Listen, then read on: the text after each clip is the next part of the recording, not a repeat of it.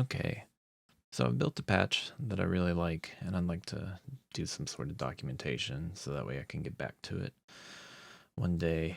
It is a noise patch. Here's what it sounds like in one state.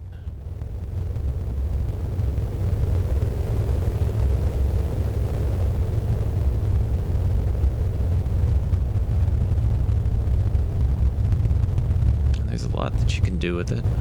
And so yeah, that's mostly what it sounds like.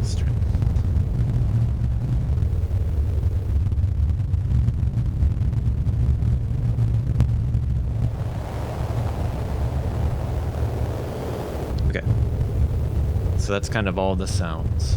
Let me go through it a little bit. So it's a noise patch, and so it starts with the white noise that's on the links. Oh, I'm sorry, the Kinks. And so we go to a multiple there, and then the mult goes to 3 places. It goes to the input of the QPAS, and then it also goes into the input of the Korgasmatron.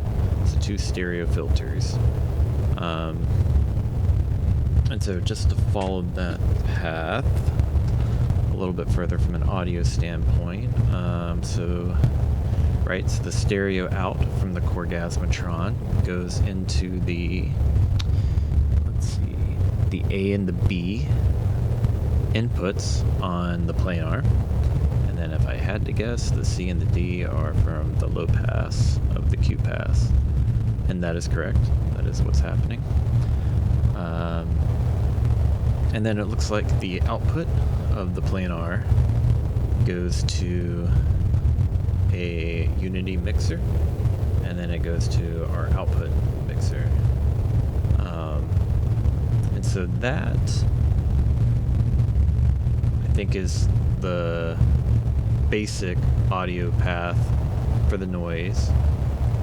And so now let's go into I guess the accoutrement, or the extra bits like the modulation and effects that are also mixed in along with it. So let's see here. So C. Okay, so this is basically going,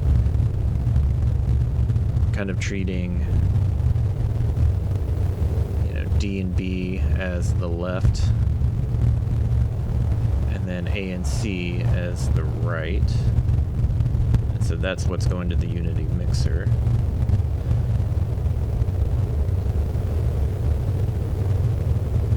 And so let's see, so from a planar standpoint, so it's upside down, so that way the joystick's on the bottom. So A is in the bottom right, B is in the bottom left, D is in the top right, C is in the top left. So going forward, this is we're just listening to the QPAS right now. Then if we come back, this is what the Korgasmatron is contributing to the sound. It looks like the Korgasmatron is in a low pass mode.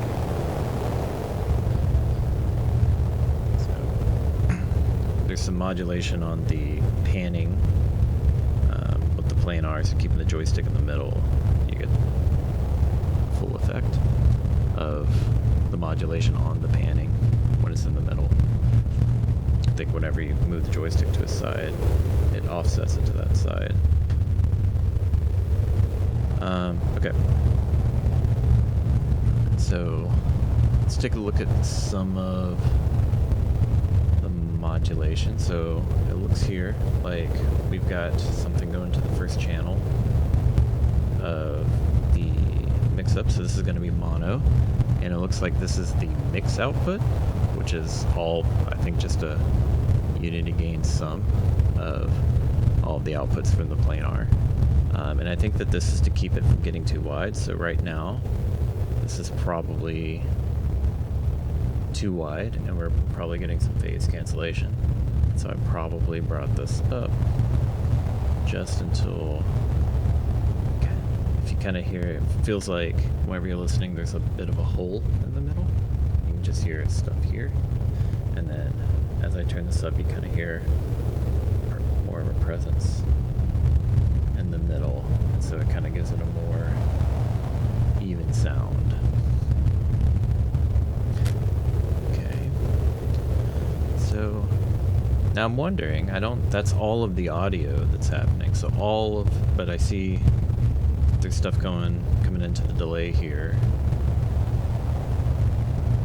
So I know that there has to be more audio happening than just these bits, but I imagine that the audio is probably being used as some sort of modulation. But let's see. So let's work backwards from the delay here. So I usually do the top input. Okay, so as the primary input for the 4-tap delay, and then normally the second and the third inputs are some sort of feedback loop within it. And it does look like this is the bandpass output from the QPAS on the left side is what's coming into the delay. Let's see what happens.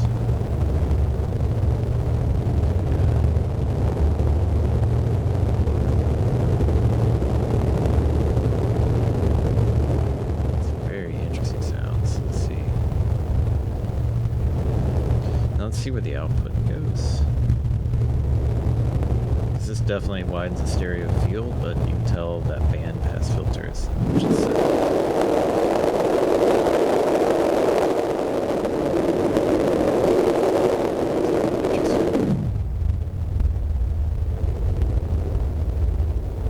And hopefully you have headphones on if you're listening to this. There's lots of very low frequency content that kind of gives it a rumble. That's really lovely.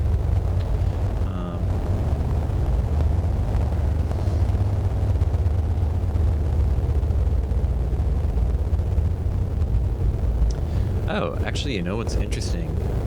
So actually, the noise doesn't go into the input on the Korgasmatron. It goes into the FM2 input, which it looks like they have roughly the same setting for both sides. I think that the left side is normal to the right side, which is why I use the FM2 input.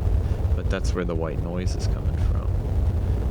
But the input for the left side at least, is coming from one of the taps, the 4-tap delay. Looks like it's cranked all the way up. So let's see. And then, yeah, there's another tap.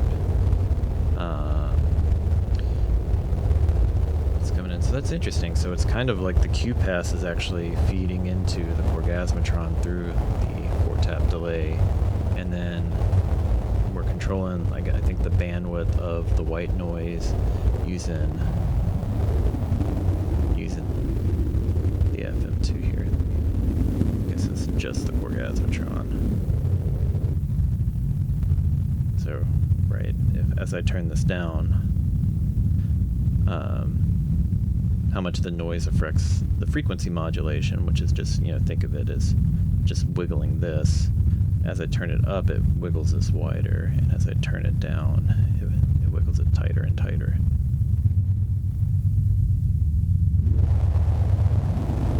Looks like I kept it to about right here. And I know that another trick of mine to give it a little more crackle is to set the Q very close to a resonating frequency.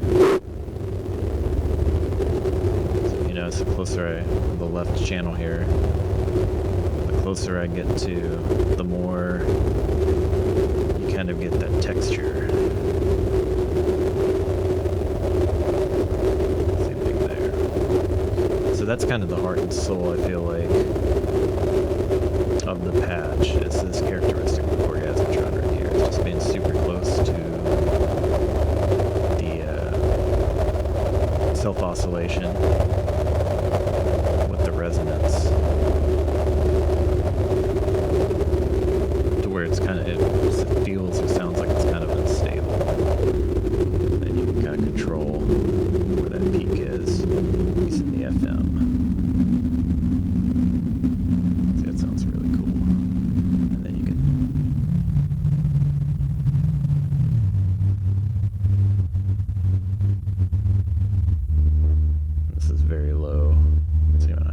you don't have headphones, you might not be able to hear it. Okay. So it seems like the Korgasmatron is kind of taking care of higher frequencies than the QPAS. The QPAS seems to be set to a much lower. Okay. So that's how the delay. Let's see what else we have. I think, so we have a couple of simple feedbacks with the delay here. It looks like just have a simple, so this is the tan H from Instruo, which kind of helps tame some of the feedback. Like it'll find like a spot where it oscillates and it doesn't just distort. Like it kind of, as things get louder, it'll kind of compress it some. So if you notice here, we're still not overdriving the input with the delay, but it's like found oscillation. But yeah, now we're definitely. And I suspect we probably clipped the mix-free input on that. That was pretty loud. This thing can get very unwieldy very quickly. But it looks like, so on another, right, so there are two channels here, and so one of the channels, this is like just a very simple feedback, you know, going from one of the taps into the input, and then the output back into the input of the 4-tap delay. Then it looks like we also bring it to the quad VCF, and it looks like it's set to the combo mode, which is a low pass gate. So I think this is like a Vactral input, and then it looks like that. So yeah, for the second feedback input here on the delay, it looks like this is being modulated from. I remember doing this, so I can kind of read this quickly, but I know that an LFO is basically kind of. An LFO is slowly opening and closing, and so I think if we set the input volume here, we can kind of every now and then, based on what the LFO is doing, it'll let more and more of the signal into the feedback path. I never could get this working quite right, I don't think, from what I remember.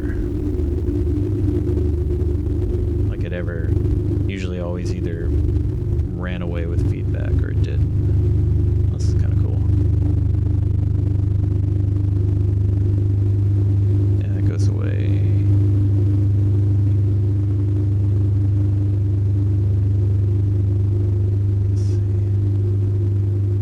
Does go away. Okay, so that can be a technique for kind of adding some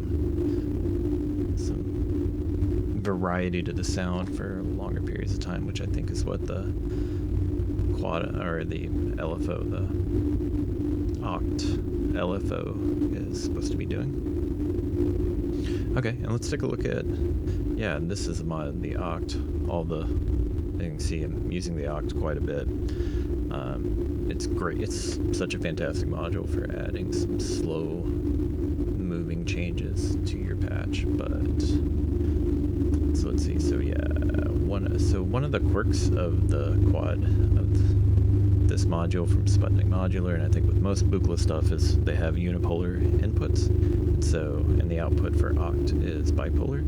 So the first thing that it looks like what I'm doing is I'm taking this output from the LFO, and then I'm just using the rectified output of Kinks. Then I'm attenuating that, and then I'm sending that to the CV input of that low pass gate channel. But since this is unipolar, that's why it comes to Kinks, to get the rectified output first. So that's one of the outputs from Oct. Let's see. So this bottom one, this goes down to the Q control, or the resonance control of the QPAS, but it looks like I have the attenuverter set to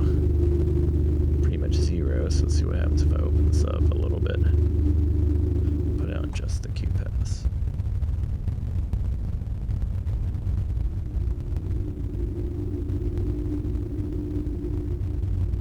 Okay, so you can kind of hear those resonant peaks that are coming in and out.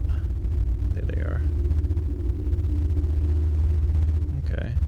And then, yeah, as I pull back on it, they just kind of disappear. Oh, they come back. No, it's not. Okay, that's the key. Okay, I'm not quite sure what this is doing. Doesn't seem to have a meaningful effect on the sound, which happens sometimes. I'm sure it did in one state or configuration. I'm sure if I bring this up. I don't know, it is a very slow-moving LFO, so it might be hard to immediately hear what it's doing. It is the slowest setting on the Ohcd. Okay, so that's what the bottom two outputs. Let's see what the third to bottom output is doing. So this is going to the mix on the Korgasmatron, which is not doing anything right now because nothing's going out of the mix output. I believe that's how that works. I'm sure at one point I think I was actually using this as the central channel that I'm using for the planar, but let's look it up and see what it sounds like. So I turned off the planar. Let's turn on. So that's what this one sounds like. Set it to roughly the same. So as you see, these lights jump back and forth. And so if I have these two set to drastically different, then as the crossfade goes back and forth, it'll put more of whichever side into the center channel based on where this light. So this is more of the left channels in the center channel.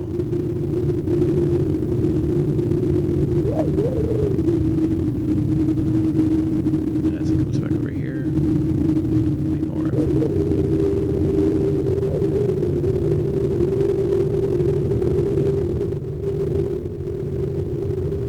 Okay. So right, that's what the third to last output from Ohcd is doing.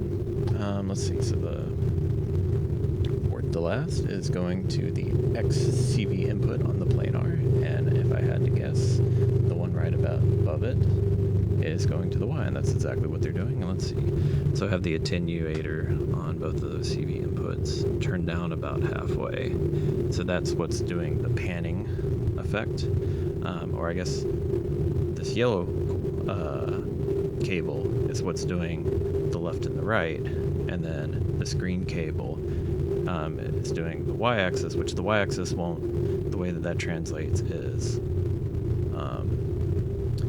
I guess as it's more positive, we get more Korgasmatron, and as it's more negative, we get more QPAS, or that could be flipped. As it goes in magnitude towards one direction, right, we're going to get more of one of these and less of the other. So, and that's it for the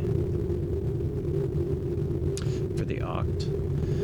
And another thing that I'm noticing here, okay, and so the noise output, it has two outputs. One goes to the Korgasmatron, one goes to the QPAS. And I noticed that another one goes to let's see, right, this goes to the frequency modulation input, and it looks like the attenuator on that's all the way up. That's interesting. Okay, and so that's what's, I think, kind of exciting the QPAS.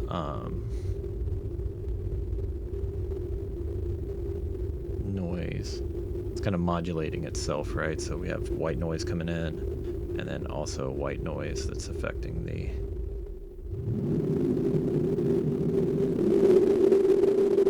Okay, interesting. So I guess I just keep it all the way up, and I think that.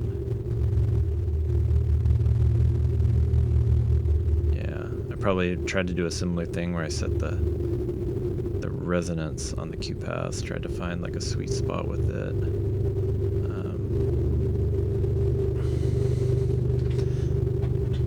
To find those areas, tried to find the similar areas to where there's instability with the resonance. Okay, and then the other mult goes to, it looks like the first channel here, and this is set to VCF mode, but it's wide open, so it's just kind of passing it through. And let's see, where is this going? This is going into the rotation of the QPAS attenuverter, and I'm pretty sure that this is normal. The left, it's going into the left one, but it's normal to the right one as well. Let's see what happens if I turn this down. Sound like it gets a little bit darker. So I know that these rotate, so both of the rotates are roughly in like the 9 and 8 o'clock position, and then the attenuverter is roughly in like the 2 to 3 o'clock position. So this is probably just another way of like adding some stereo imaging, I think, to this brand of noise. And so one of the cool things that you can do is if you're modulating a parameter on any of your filters with a noise, going from a white noise to more of a pink noise can have a pretty big impact on the characteristics of that modulation. And so this is a trick that I use sometimes, where I just throw white noise through a filter, and if an effect is too intense, I'll kind of roll back on the cutoff of the filter that's affecting the white noise to tame it a little bit. Okay, and it looks like the last piece here is the Rampage, and it looks like I'm just using it as a trigger. Oh, there's a sample and hold.